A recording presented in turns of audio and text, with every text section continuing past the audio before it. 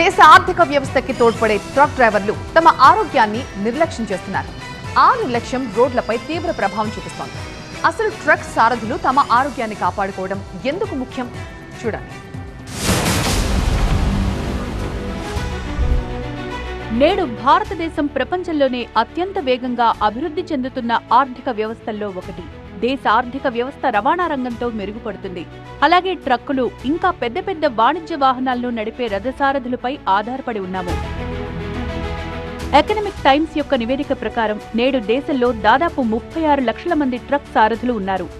వీలైనంత త్వరగా వేలాది మైళ్లు ప్రయాణించాలనే వారి కోరికతో చాలా మంది సారథులు తమ ఆరోగ్య సంబంధిత సమస్యలను అశ్రద్ధ చేస్తున్నారు. ఇది వాళ్లకి చాలా ప్రమాదం కావచ్చు. కొన్నిసార్లు పెద్ద పెద్ద రోడ్డు ప్రమాదాలు కూడా జరగచ్చు. ప్రాణ నష్టం, ఆస్తి నష్టానికి కూడా దారితీస్తుంది. 2020 సంవత్సరంలో నిర్వహించిన సేవ్ లైఫ్ ఫౌండేషన్ సర్వే ప్రకారం దేశంలోని ట్రక్ సారథులు 53% మంది వెన్నునొప్పి, కీళ్లు, కండరాలు, మెడనొప్పితో అలాగే కడుపు సంబంధిత సమస్యలతో బాధపడుతున్నారు. అంతేకాకుండా 2023 సంవత్సరంలో నోయిడాలోని ఐకేర్ హాస్పిటల్ ద్వారా నిర్వహించిన ఒక సర్వేలో ట్రక్ సారథి కంటికి ర్యాండమ్గా పరీక్షలు నిర్వహించారు. ఇందులో 50% కంటే ఎక్కువ మంది కంటి సమస్యలతో బాధపడుతున్నారు.